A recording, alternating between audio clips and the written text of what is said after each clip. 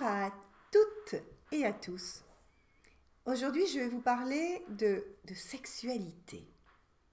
Je suis Edith Lassia, la coach des femmes solaires, et j'ai rédigé 3 articles dans le cadre de ma collaboration avec le Love Coach Alexandre Cormon. Et nous avons décidé de parler d'un sujet magnifique, tous les deux, qui est la sexualité. La raison pour laquelle je vais traiter ce sujet, c'est d'abord que je suis descendante d'une longue lignée d'amoureuses. 3 générations de femmes amoureuses. Je suis mariée depuis 30 ans avec le même homme, un très bel homme. Et surtout, je suis la créatrice de plusieurs programmes sur le couple. Et j'ai beaucoup travaillé sur tout ce qui pouvait apporter comme éclairage aux femmes principalement, mais aussi à quelques hommes audacieux et curieux qui acceptent leurs principes féminins, leur délicatesse et qui acceptent de se poser des bonnes questions. Eh bien, j'ai développé tout un ensemble de clés essentielles pour faire d'une vie de couple un vrai voyage amoureux. Pas simplement réussir un couple heureux, c'est aller au-delà, trouver le pétillement, trouver quelque chose qui fait que 30 années après, comme c'est notre cas, malgré des hauts, des bas, des sorties de route, des moments difficiles, on est encore profondément amoureux. Donc en tout cas, j'ai envie profondément de vous transmettre des clés de femmes, des clés de coach, des clés de thérapeute et des clés créatives pour vous permettre d'envisager la sexualité avec un regard beaucoup plus vaste, à la fois tout en délicatesse, mais aussi très pointu pour que vous puissiez trouver votre rythme, votre regard sur le sexe, votre regard sur la sensualité et votre pétillement. 3 articles, une petite série qui va nous permettre d'aborder la sexualité sous 3 angles. D'abord, nous allons parler de désir. Qu'est-ce que le désir ? Qu'est-ce que cette chose étrange qui peut nous échapper de façon totalement incontrôlée. On ne sait pas pourquoi elle est là et elle n'est plus là.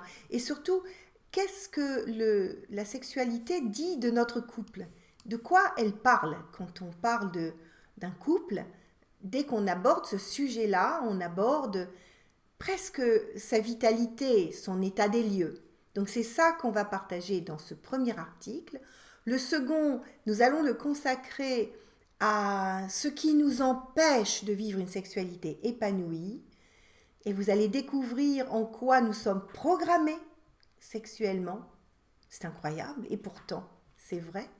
Et dans le 3e article, nous allons parler de façon totalement subtile, délicate, de tout ce qui peut nourrir le désir et nous allons parler sensualité. Alors, aujourd'hui, dans ce premier article, j'ai envie de vous poser la question. Est-ce que vous connaissez les 4 plus grands tue-l'amour de la sexualité ? Et est-ce que vous connaissez ce que j'appelle le profil sexo-sensoriel qui est le vôtre ? On a tendance aujourd'hui à normer la sexualité, à lui apporter des définitions. Combien de fois on fait l'amour, à quel rythme, est-ce qu'on le fait suffisamment ? Et on s'interroge beaucoup sur le baromètre de nos couples en fonction de la sexualité. Or, on se rend compte qu'il existe des tas de types de sexualité. Il y a des couples qui sont finalement assez plan-plan, mais qui fonctionnent bien, qui ont presque mis un peu ça de côté. À la limite, c'est pas très grave si on fait beaucoup l'amour un peu, ou plus beaucoup, oui. Et puis après, il y a ceux qui vont avoir des terrains un petit peu plus passionnés, plus fougueux, où la sexualité est réparatrice. C'est là où on va régler les comptes sur l'oreiller. Et puis, il y a entre les deux des sexualités comme ça qui fluctuent. Et elles fluctuent très souvent en fonction de notre façon de vivre, l'attention que nous portons à notre quotidien, l'attention que nous portons à notre vie, à nous-mêmes et à l'autre. Alors, je vais vous parler de 4 tue-l'amour. Moi, je les appelle les affreux, les 4 poisons. Et je vous demanderai de vous poser la question, quels sont sur ces 4 tue-l'amour ceux dans lesquels vous êtes le plus tombé ou le plus susceptible de tomber pour plein de raisons qui sont les vôtres, mais que vous allez totalement comprendre. Donc, on va les détailler toutes les 4 et c'est important que vous ayez bien en tête la façon dont tout ça se déroule. Avant d'aborder les 4 affreux, les 4 poisons, je voudrais quand même que vous preniez le temps de vous poser 2 questions. 2 questions relatives à votre désir. Et ça, c'est très personnel. Il n'y a pas 2 personnes qui auront les mêmes accès, les mêmes fantasmes, les mêmes rapports au désir et au plaisir. C'est quelque chose de très intime, très personnel et qui remonte parfois loin dans notre histoire. La première question, je voudrais vous poser, c'est qu'est-ce qui vous déclenche le plus souvent le désir? Qu'est-ce qui chez vous réveille, attise, vous surprend et vous met dans un état, dans un conditionnement de désir? Est-ce que c'est un geste de l'autre? Est-ce que c'est un regard sur son corps? Est-ce que c'est un petit mot qui va vous toucher particulièrement? Est-ce que c'est une forme de douceur, d'empathie? Ou est-ce qu'à l'inverse, vous êtes sensible je dirais au combat, à quelque chose de plus puissant, quelque chose qui attise votre flamme, un moment de jalousie qui peut vous rendre totalement dans le désir? Est-ce que vous êtes plutôt dans la confrontation? Qu'est-ce qui, en règle générale, vous amène le plus facilement sur votre zone de désir et d'attirance? Réfléchissez, voyez un petit peu dans ce que vous avez pu vivre, côtoyer à ce jour et qui a pu générer chez vous des moments vraiment de waouh. Et l'autre question, c'est qu'est-ce qui, chez l'autre, en l'autre, vous touche le plus? Est-ce que c'est physique? Ça peut être une partie des corps. Il y a des femmes qui adorent certaines parties du corps, qui vont adorer les mains, qui vont adorer les yeux, qui vont adorer les fesses, peu importe. On a toutes des zones de sensibilité, des espèces d'attirance magnétique. Est-ce que c'est plutôt la façon dont un homme se comporte avec vous? Et là, on rejoint la première question. Qu'est-ce qui, chez vous, vous attire chez l'autre? Qu'est-ce qui vous touche le plus? Si vous avez actuellement un amoureux, qu'est-ce qui vous touche le plus en lui? Parce qu'on va arriver au stade où ce qui nous touche, c'est important de le mettre en lumière pour que on puisse échanger dessus, le mettre en valeur. Et ça nous amène aux 4 poisons. Les 4 poisons, c'est ce qui tue l'amour en général. 4 poisons, c'est beaucoup. Surtout quand on découvre que finalement on en est tous victimes, souvent consentantes d'ailleurs. C'est ça qui est très curieux. On le sait et pourtant on l'accepte. Alors, le premier tue l'amour, c'est un manque de communication. Au début, on communique beaucoup. On n'a même parfois pas tellement besoin de le faire parce que les corps s'embrasent, mais on a quand même envie de partager énormément de choses, on communique. Et très vite, avec le temps, avec le quotidien qui s'installe, on communique moins. Moins et moins bien. Je pense profondément, et ça c'est l'histoire de 30 ans de couple, y compris le modèle de mes parents. Pour la petite histoire, mes parents ont vécu 70 ans amoureux. Mais quand je dis amoureux, c'est vraiment amoureux. À tel point que je vois encore maman, quand elle avait 75 ans, voir mon père sortir de la douche avec une serviette autour du corps et le regarder avec désir et me dire oh, comme il est beau ton père, et tu sais encore un petit peu. Donc quand je parle de désir, je parle de quelque chose qui est profond et qui est tout le temps là, qui peut ne jamais s'éteindre. Et la communication est une des clés essentielles. J'ai toujours vu, par exemple, mes parents, pour parler d'eux, être courtois, des jolis mots, se valoriser. Qu'est-ce qu'elle dit? Comme il est beau ton père, c'est elle le valorise. Moi, il n'y a pas un moment où dans la journée, je ne dise à mon mari quelque chose de gentil. Je me lève le matin, je lui dis que je suis heureuse de le retrouver. Je le touche. Il se passe quelque chose, il y a une communication. Et lui, de la même manière. Or, la plupart des couples oublient de communiquer. On oublie.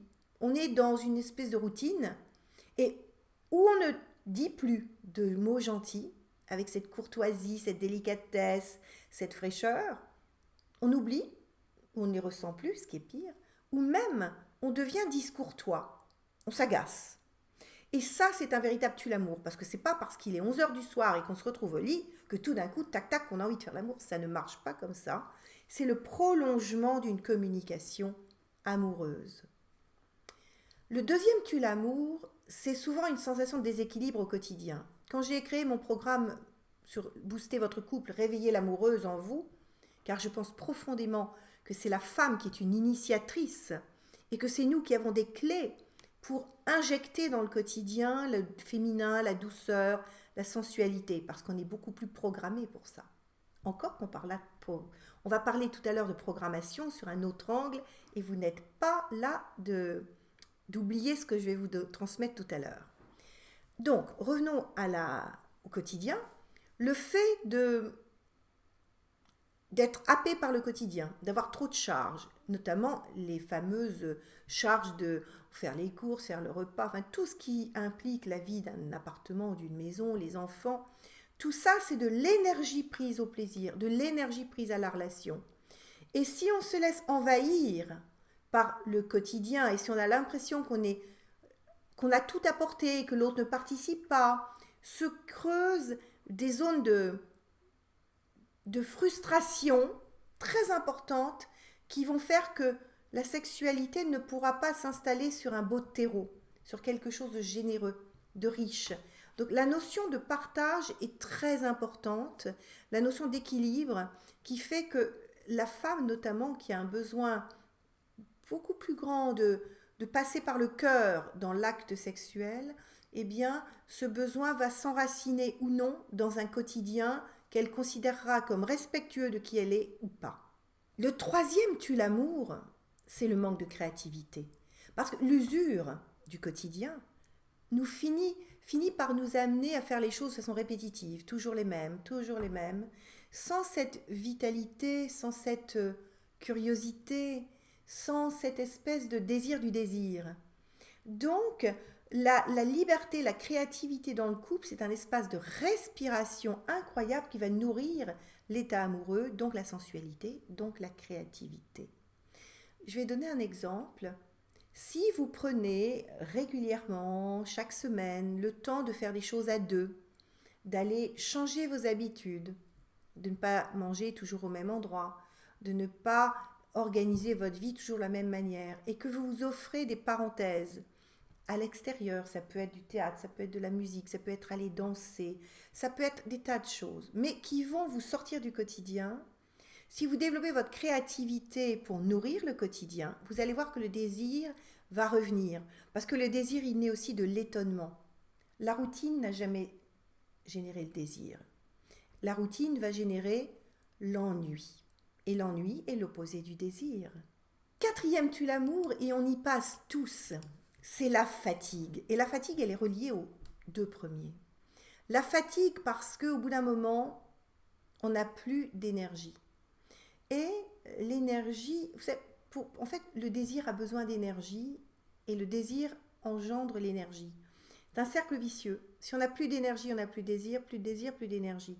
Alors que si on se réinjecte de l'énergie pour pouvoir réalimenter le désir, on rentre dans un cercle vertueux. Or, pour ne pas ressentir la fatigue, on a vu qu'il y a la créativité qui est une des clés, mais aussi il y a prendre du temps pour soi, des zones où on s'occupe de soi pour soi seul, et de soi ensemble du couple amoureux. Donc, si on laisse la fatigue nous envahir, eh bien, on va voir que le désir va petit à petit s'étioler parce que mettre la machine en route pour faire l'amour, ça demande aussi de l'énergie. Après, ça va en restituer, mais au début, ça en demande. Donc, le quatrième poison, c'est vraiment ça. Alors, je vais vous poser la question, dans ces 4 poisons, quels sont ceux dans lesquels vous êtes tombé jusqu'à présent, historiquement, actuellement? Quels sont ceux dont vous êtes le plus naturellement les victimes, de manière à les repérer? Et qu'est-ce que vous pouvez mettre en place comme stratégie quotidienne, hebdomadaire, mensuelle, pour sortir de cette problématique? Alors, dans le prochain article, je vais vous partager, donc dans la prochaine vidéo, je vais vous partager un autre sujet qui est très très intéressant, c'est pourquoi nous sommes programmés sexuellement. Et je ne parle pas de Darwin, hein. Je parle vraiment de programmation. Mais je vous laisse découvrir ça. À très vite!